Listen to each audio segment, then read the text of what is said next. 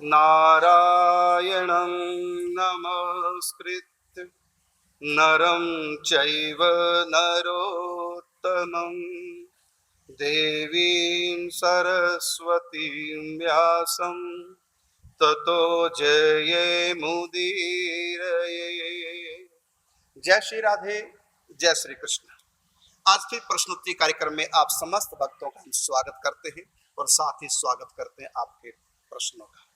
धर्म अध्यात्म से जुड़ी किसी भी प्रकार की आपकी जिज्ञासा हो, आप इस कार्यक्रम से जुड़ करके अपने प्रश्न का उत्तर प्राप्त कर सकते हैं।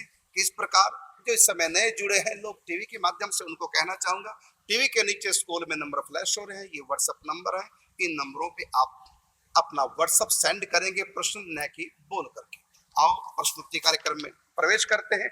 आज फिर आपके प्रश्नों का उत्तर देने के लिए हमसे जुड़े हैं हमारे 108 कुटिया बरसाना के ही संत, हमारे अद्वैतदास जी महाराज, और मेरी बाई तरफ हमारे राधा शरण जी।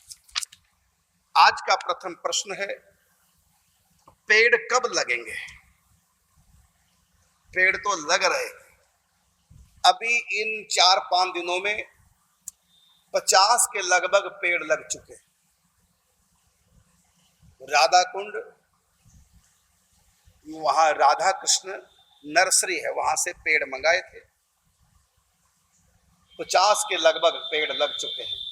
अभी बरसात हो जाए उसके बाद दूर दूर भी पेड़ लगेंगे, आगे गलियारों में, सड़कों के किनारे, नहर के किनारे। अभी तो 50 पेड़ लग चुके हैं, अभी 7-8 दिनों में 50 पेड़ लग चुके हैं। 5-10 पेड़ तो अभी रखे जो लगने हैं, बाकी और मंगाए जाएंगे और लगेंगे। अगला प्रश्न लेते हैं। महाराज जी, क्या सूतक पातक में एकादशी व्रत कर सकते हैं? निश्चित कर सकते। आज ही घर में मृत्यु हुई और आज एकादशी व्रत कर सकते हैं? अगर उसका अनुकूल है वो तो कर सकते हैं, उसमें कोई आपत्ति नहीं। और यदि आज ही बच्चे का जन्म हुआ तो एकादशी व्रत कर, अगर वो सहन रह सकते हैं तो उसमें करने में बिल्कुल। सूतक में चाहे जन्म अशोच हो चाहे मरण अशोच हो, आप व्रत कर सकते हैं। एकादशी नित्य व्रत है। और ये भी कहना चाहूंगा साथ में लगे हाथ में आपसे, जैसे नवरात्रि व्रत आपने प्रारंभ किए, नवरात्रों का अनुष्ठान किया, अखंड ज्योत जगा दी, खेतरी आपने बीज दी और अनुष्ठान प्रारंभ कर दिया 9 दिन का। एक दिन हो गया, पूजन हो गया, एक दिन हो गया, अगले दिन घर में किसी का जन्म हुआ या किसी की मृत्यु हुई, तब आपका अनुष्ठान चलता रहेगा, उसको सूतक नहीं लगेगा। सूतक में अनुष्ठान प्रारंभ नहीं करते। यदि प्रारंभ हो गया फिर बाद में सूतक लगा, तब सूतक आपके इसका माने अनुष्ठान को विघ्न नहीं करेगा। अनुष्ठान अनवरत आप चालू रखें। ये जो बरसाने के श्री जी के मंदिर है, नंदगांव है, वृंदावन है, जितनी गोसाई के मंदिर है, वो अगर सूतक में मतलब मर भी जाता है, जन्म लेता है मंदिर में है, तो वो नीचे उतारता नहीं है, वहीं पर उसको सेवा हो जाता है। बिल्कुल। उसको सार्वजनिक मंदिर है और बाकी तो नियम है हमारे शास्त्रों का, धर्म की मर्यादा है, शास्त्र की मर्यादा है। घर में सूतक लगे तो जो वैदिक रीति से मंदिरों की जो स्थापना की जाती है वहां नहीं जाते, लेकिन अपने घर के निजी जो ठाकुर हैं उनकी आप पूजा सेवा कर सकते। अगला प्रश्न लेते हैं। 108 कुटिया वृंदावन में कब तक बन जाएंगी? क्योंकि माता जनों को भी एकांत में भजन करना है। देखो यहाँ संत आ गए, खूब भजन चिंतन कर रहे हैं, सत्संग कथा कीर्तन अखंड जय, 1 घंटे का नाम जाप, फिर परिक्रमा करते हैं, नाच नाच के कीर्तन करते हुए, फिर प्रश्नोत्तरी कार्यक्रम, उसके बाद फिर संत गोष्ठी होती है, परस्पर बैठकर चिंतन करते और कराते हैं। फिर अष्टयाम के सेवा पदों में से संध्या के पदों का गायन होता है और व्यक्तिगत भी अपना कुटिया में बैठ के भजन चिंतन करते हैं। बड़ा आनंद आ रहा है। तो ऐसी आनंद महिलाएं भी लेना चाहती हैं कि कब जल्दी कुटिया बने। हम इसी प्रयास में लगे हैं। और क्योंकि कुछ कागजी कार्रवाई है, यहाँ तो कागजी कार्रवाई हमको कराने की आवश्यकता नहीं पड़ी, लेकिन वृंदावन में बड़े बड़े कड़े कानून है, उसमें फायर का भी वो लेना पड़ता है, क्या बोलते हैं उसको, एनओसी लेनी पड़ती है, नक्शे पास कराओ, ये कराओ वो कराओ, दुनिया भर की बातें। और फिर सरकारी अधिकारी तो भगवान ही मालिक है। एक तो कलयुग है, ऊपर से सरकारी अधिकारी, ये नहीं कि एक बार में काम करते, बहुत लटकाते हैं।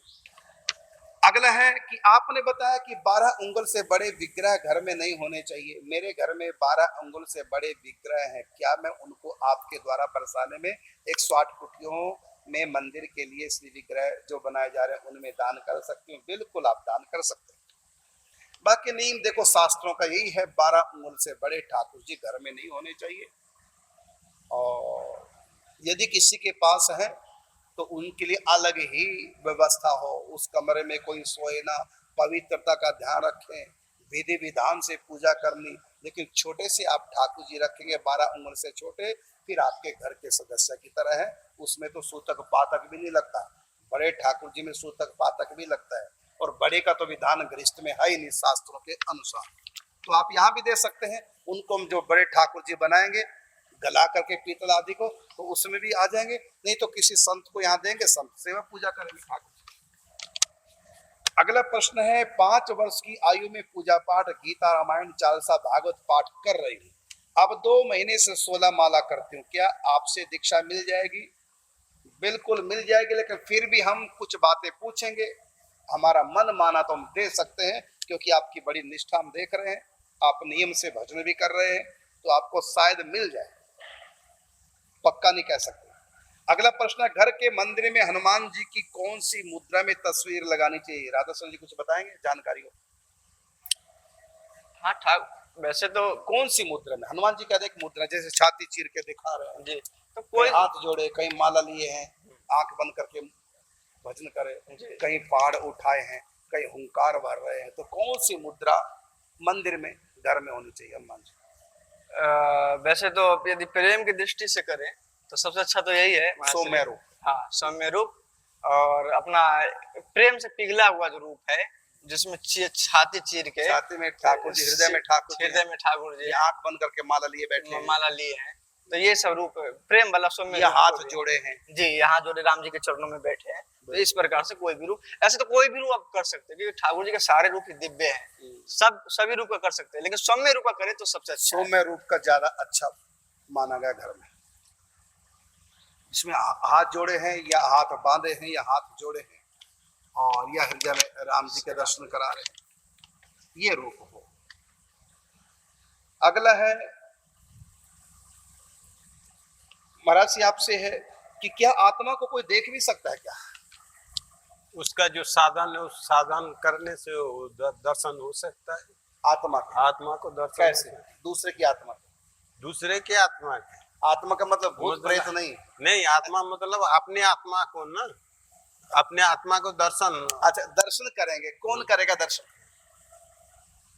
आत्मा, हम तो वो है आत्मा तो दर्शन कौन करेगा? मतलब जो है ये एक स्वरूप होता है, उसका अगर हम साकार के रूप से उसके कुछ जो साधन, साकार की बात नहीं, अकेले आत्मा, यहाँ निराकार साकार की बात है। आत्मा तो प्रकाश के, प्रकाश के रूप में आत्मा के दर्शन कैसे होंगे? फिर दर्शन करेगा कौन? उस जीव का जो सूक्ष्म तो आत्मा अलग है और देखने वाला अलग हो गया ना? नहीं होगा। नहीं होता। देखो, कभी भी आंख को नहीं देख सकती। हमारी आंख सबको देख लेगी, लेकिन अपने आप को देख पाएगी? आप कहेंगे दर्पण में देख लेगी, दर्पण में तो प्रतिबिंब देखा, लेकिन प्रत्यक्ष में आंख अपनी आंख को नहीं देख सकती। तो स्वयं आत्मा को नहीं देखती, अनुभव करते कि मैं हूं, मैं सच्चिदानंद हूं, अहम ब्रह्मास्मि तत्त्वमसि प्रज्ञानम ब्रह्म, अयम आत्मा ब्रह्म, ये उनको अनुभूति होगी। जैसे एसी की ठंडी हवा चल रही है और दिखाई थोड़ी ठंडी हवा देगी, लेकिन अनुभूति होगी ठंडी हवा लग रही है। गरम गरम लू चल रही है, दिखाई नहीं देगी लू, लेकिन अनुभूति होगी कि गर्म लू लग रही है। तो आंखों से आत्मा इस प्रकार दिखाई देगी, क्योंकि आंख कभी अपने आप को, आंख को देख नहीं सकती, दूसरों को देख सकती है। तो आत्मा की अनुभूति होती है कि मैं हूं और मैं सच्चिदानंद, आनंदी आनंद, शांत रस, वहां पर कोई किसी भी प्रकार का दुख कलेश नहीं। आत्मा का निज आनंद है, ब्रह्मानंद है। आत्मा को चेतन स्वरूप कहा गया है, यानी अपने होनेपन का एहसास होता है, बस ज्ञान स्वरूप, बस ज्ञान स्वरूप। और बाकी जो अनुभूतियां, हम भी कुछ भी करें, हम भी आत्मा है, वो तो कारण शरीर, सूक्ष्म शरीर और स्थूल शरीर के कारण कर रहे हैं। बिल्कुल, ये जब तीनों शरीर ही नहीं रहेंगे तो केवल अपने होनेपन का ही एहसास उसमें होता है। बिल्कुल। अगला प्रश्न लेते हैं, सोने में जड़े हुए रुद्राक्ष की माला को पहनने के क्या नियम है? चाहे सोने में माला जड़ी है, चाहे चांदी में जड़ी है, चाहे केवल धागे की गांठें बीच में सोना चांदी है ही नहीं, कोई भी नियम नहीं। और उसको बस शंकर जी का स्वरूप है, शंकर जी की प्रसादी है, अपने कंठ में उनका नाम लेकर के धारण कर ले। नहीं तो उसका वैसे विधि विधान भी है, उसमें स्थापना की जाती है, पूजन करते हैं, रुद्राक्ष का षोडशोपचार पूजन करते हैं, फिर गले में धारण करते हैं। लेकिन ये लंबे चौड़ी करने की आवश्यकता नहीं, रुद्राक्ष स्वयं प्रतिष्ठित होता है और उसमें पावर होती है, भगवान शिव का स्वरूप है, भगवान के नेत्रों से प्रकट हुआ है। तो उस रुद्राक्ष को आप लें और एक बार स्नान करा करके धूप दिखा करके भगवान को अर्पण करके गले में पहन, चाहे वो सोने की मणि, चाहे चांदी की, चाहे केवल रुद्राक्ष हो बिना सोने चांदी, सबका एक ही नहीं है। अगला है राधाशरण जी, सूक्ष्म शरीर और कारण शरीर जीव आत्मा के साथ कब तक रहता है? जब तक जीव अपने होनेपन की अनुभूति यानी आत्म स्वरूप की प्राप्ति नहीं कर लेता या भगवत प्राप्ति नहीं कर लेता। दो, आत्म तत्व की प्राप्ति या परमात्म तत्व की प्राप्ति जब तक नहीं होगा तब तक इसको अपने ये सूक्ष्म शरीर और कारण शरीर रहेंगे। इन दोनों में से किसी की प्राप्ति कर ली तो दोनों शरीर छूट जाएंगे इसके। बिल्कुल, बड़ा सुंदर उत्तर है। ज्ञान मार्ग से आत्म तत्व की प्राप्ति, आत्म साक्षात्कार, या भक्ति मार्ग से भगवान का साक्षात्कार, ये दो में से एक स्थिति जब तक नहीं होगी तब तक ये सूक्ष्म शरीर आत्मा के साथ रहेगा। आपका शरीर छूट गया, ये शरीर छूटता है बाहर वाला, लेकिन सूक्ष्म शरीर जो है मन बुद्धि चित्त सूक्ष्म इंद्रिय आदि तन्मात्रा ये साथ जाएंगी। मन षष्ठानी इंद्रियाणी प्रकृति स्थानी कर्षति, तो हमारी इंद्रियां सूक्ष्म इंद्रियां और हमारा सूक्ष्म देह मन बुद्धि चित्त अहम आदि ये आत्मा के साथ जाएगा। ये बिना आत्म कल्याण के या बिना भगवत प्राप्ति के छूट नहीं सकता।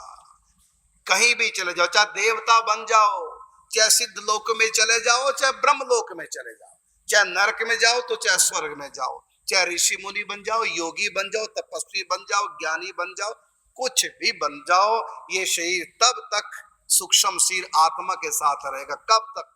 जब तक आत्म साक्षात्कार ना हो जाए ज्ञान के पंथ से, या फिर भक्ति के पंथ से भगवान का साक्षात्कार ना हो जाए, तब तक ये शरीर साथ रहेगा। इसी से मुक्ति ही मुक्ति कहलाती है। ये सूक्ष्म शरीर है तब संसार का सुख दुख है और पाप पुण्य है। यदि ये सूक्ष्म शरीर नहीं, आत्मा स्वयं अकेली कभी कोई पाप पुण्य नहीं करती और ना ही सुख दुख भोग सकती है। आत्मा का निज आनंद है ज्ञान मार्ग में यदि है, और यदि भक्ति मार्ग में प्रेम मार्ग में, तो प्रेम आनंद आत्मा को प्राप्त होगा। दोनों अवस्थाओं में से एक अवस्था के बिना ये कारण शरीर और ये सूक्ष्म शरीर छूटता नहीं। इसी से मुक्ति मुक्ति कहलाती है। अगला प्रश्न लेते हैं। महाराज जी, क्या आपको जानकारी है कि असली शंख की पहचान कैसे होती है? एक प्रश्न आया। असली शंख, देखो शंख सब असली ही होते हैं, शंख बनाए नहीं जाते, शंख असली ही होते हैं। तो ऐसे हमने सुना था, उसका प्रमाण तय नहीं। जो शंख होता है उसके जो काटने की होता है वो एक ही तरह की होता है, उससे अगर काटा जाए तो वो शंख काटते हैं, नहीं तो नहीं काटता। ऐसे सुना है। लेकिन तो शंख नकली नहीं होते, शंख तो शंख होते हैं। इसलिए आप कोई भी शंख लो, हाँ शंखों के प्रकार बहुत है, इतने प्रकार के गिन नहीं पाओगे। शालिग्राम और शंखों के इतने प्रकार हैं कि व्यक्ति गिन नहीं पाएगा, लेकिन होते हैं सब शंख। गीता में कितने प्रकार के शंखों की चर्चा है? इसमें गीता जी में सबने अलग अलग शंख ना, बजाए। वो तो नाम अलग अलग नाम थे उन शंखों के। जैसे ठाकुर जी ऋषिकेश वो पंचजन्य बजाते हैं, ये अलग प्रकार का होगा कि नहीं? नहीं, वो शंखों के नाम है, प्रकार नहीं है वो। माने जैसे तलवार, नंदक ठाकुर जी की तलवार का नाम नंदक है। अब अच्छा। नंदक कोई तलवार कोई अलग, वो नाम है। अच्छा। गदा का नाम कोमदी है, धनुष का नाम सारंग धनुष है। जी जी जी। तो प्रकार नहीं। जी जी जी। तो वहां शंखों के अलग सबके नाम है, अच्छा, प्रकार नहीं है, लेकिन शंख तो शंख है। तो शंख तो होते हैं, लेकिन इसके प्रकार अनेक है, सब असली होता है, नकली नहीं होता। शंख कभी नकली नहीं बनते और बजेंगे नहीं, क्योंकि अंदर का जो घुमावदार होगा नहीं। और शंख तो बने बनाए बनाएंगे क्यों, जब बने बनाए मिल जाते हैं फ्री के। समुद्र से। तो शंखों में असली नकली नहीं, लेकिन प्रकार होते हैं। सबसे उत्तम माना गया दक्षिणावर्ती शंख। और कई बजने वाले शंख होते हैं, कई शंख बजने वाले नहीं, वो अभिषेक के लिए होते हैं। और जब निकाला जाता है, उसमें सुराख किया जाता है, ऊपर से घिसाया जाता है। शंख जब निकलता है तो उसमें सुराख नहीं होगा, जहां से फूंक मारते हैं वो सुराख नहीं, वो बाद में घिसाया जाता है। और रेग मार से उसको चिकना कर देते हैं सुंदरता के लिए।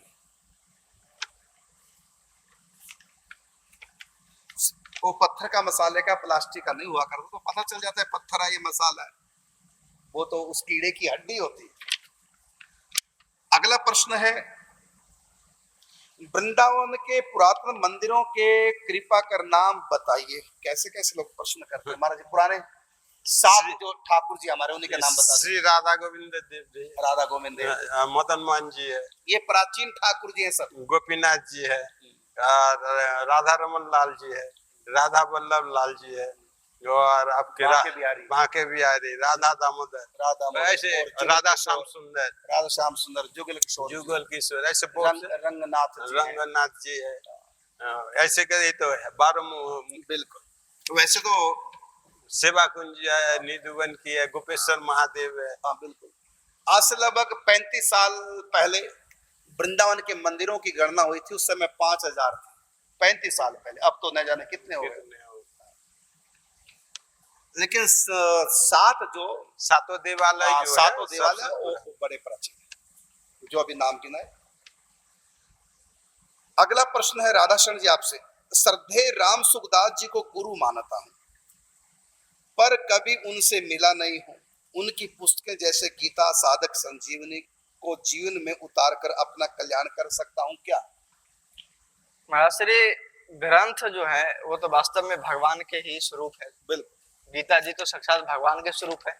और ठाकुर जी, भगवान वेद व्यास जी ने भी कहा है, एकम गीतम देव की पुत्र गीतम, एक ही गीत है। तो इस प्रकार से गीता का अध्ययन करके बिल्कुल हम आगे बढ़ सकते हैं, लेकिन फिर भी गुरु का होना जरूरी है।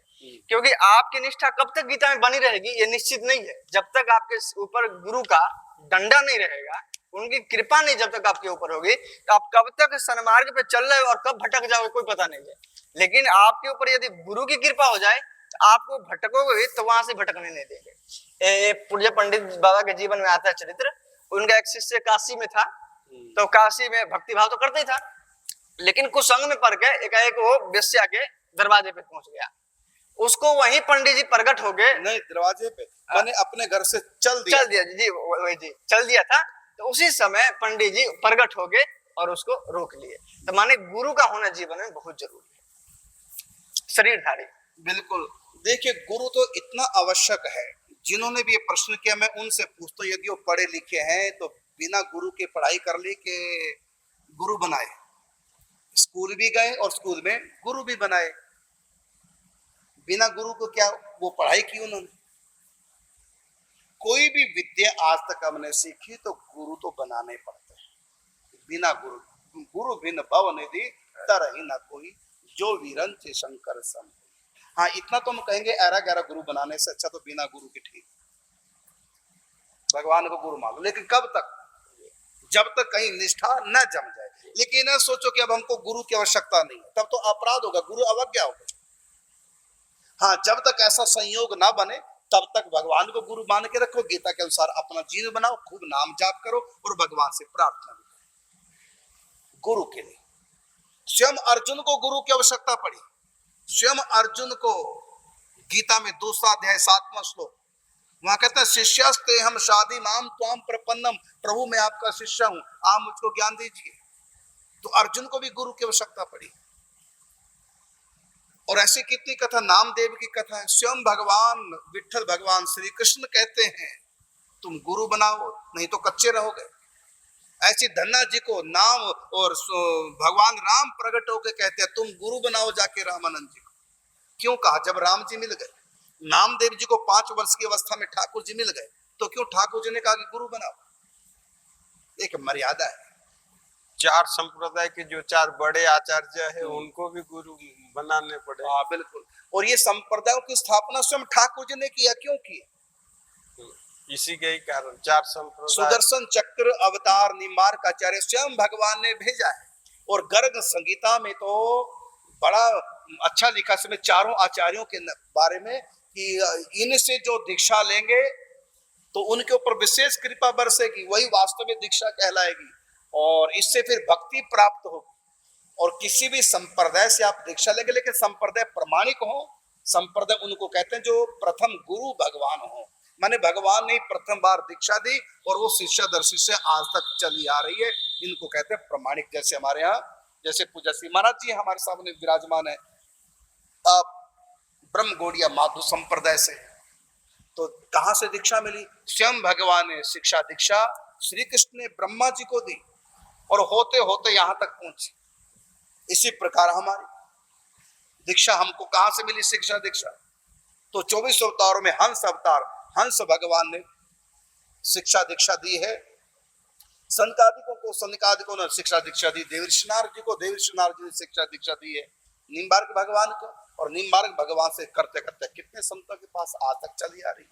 तो ये प्रमाणिक संप्रदाय है। ऐसी तो इसी संप्रदाय के अंतर्गत और भी जैसे निम्बार्क संप्रदाय के अंतर्गत निजानंद संप्रदाय है, हमारे हरिदासी हैं इसी संप्रदाय से, और ऐसी राधा वल्लभ संप्रदाय है।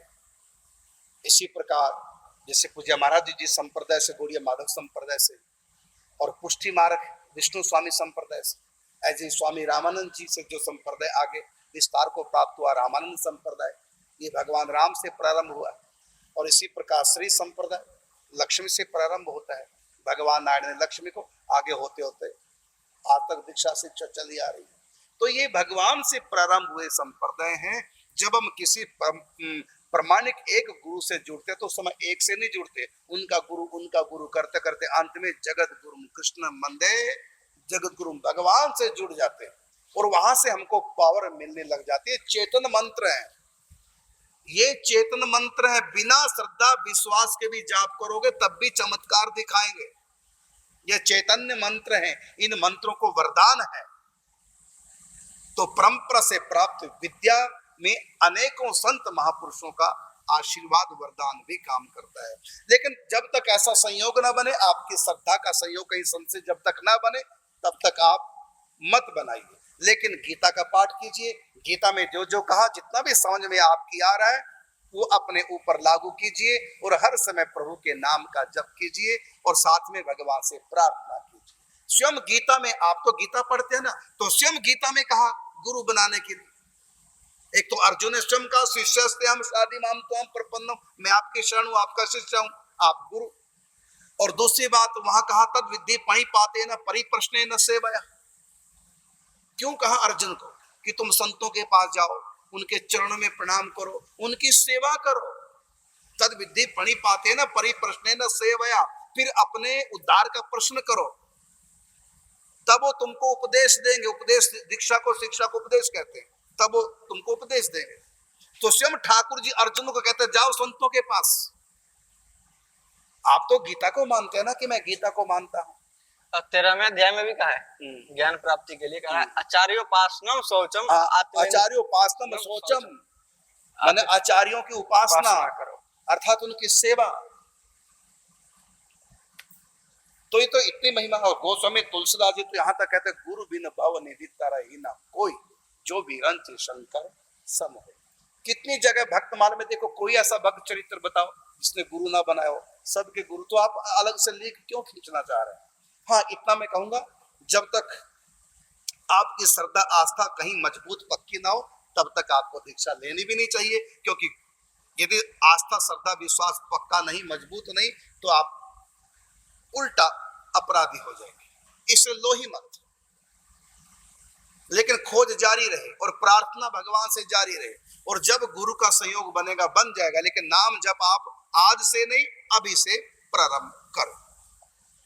महाराज जी आप क्या कहना? बिल्कुल सही, आप तो सब कह ही दिया है। और दीक्षा बिना तो जितनी भी जो मंत्र आदि है ये सब निष्फल है, ये उल्लेख किया है आपके हरिभक्ति विलास में भी है, भागवत में भी है। ऐसे कहते हैं, ठीक है, नाम जप कर लेते हैं, उससे मंगल तो होगा ही, वो तो निष्फल जाएगा नहीं।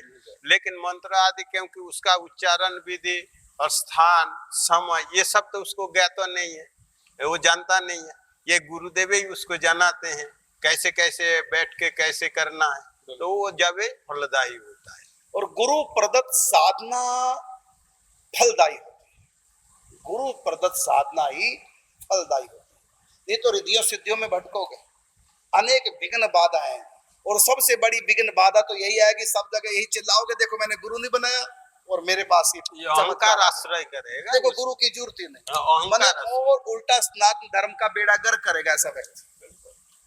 राजा इंद्रधूम ने हाँ, गुरु नहीं बनाया, गुरु नहीं बनाया, स्वयं गुरु बन गया, अपनी मर्जी से तपस्वी बन गए, बन गया। कहा, मैं हाँ, तो बाद में हाथी बनना पड़ा उसको। बिल्कुल बिल्कुल। क्योंकि कहीं ना कहीं कितना भी पंडित बाबा कहते थे कि तुम बिना गुरु की आज्ञा के कितना भी ऊंचे चले जाओ, एक दिन तुम्हारा पतन होगा ही होगा।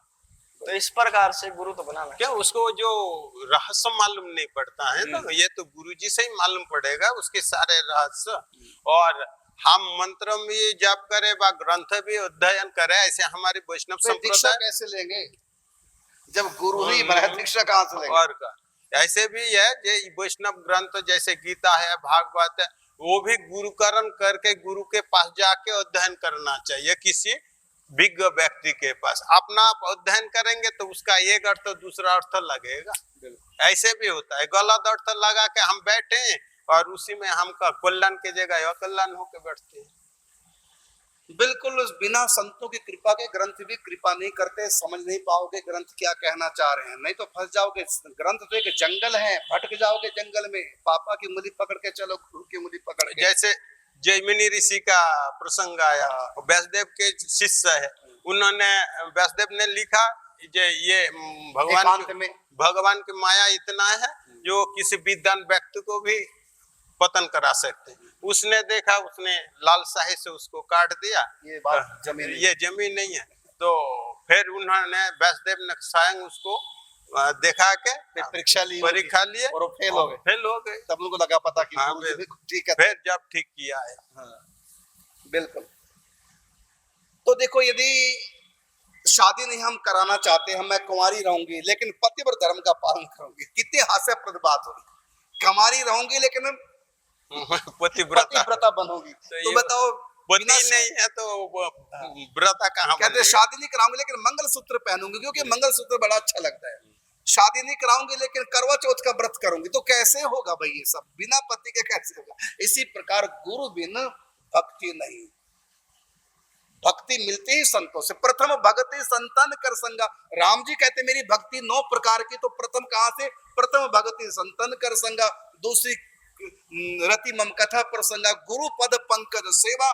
तीसरी भक्ति मान, जब गुरु ही नहीं बनाया तो सेवा किसकी करोगे? तो गुरु पद पंकज सेवा का अर्थ रहा क्या? समय भी हो चुका है, समय आगे बोलने की मनाही कर रहा है, तो आपको मिलेंगे हम कल आपके प्रश्नों के उत्तरों को लेकर के। तब तक जाएंगे आपसे आगे। जय श्री राधे, जय श्री कृष्ण।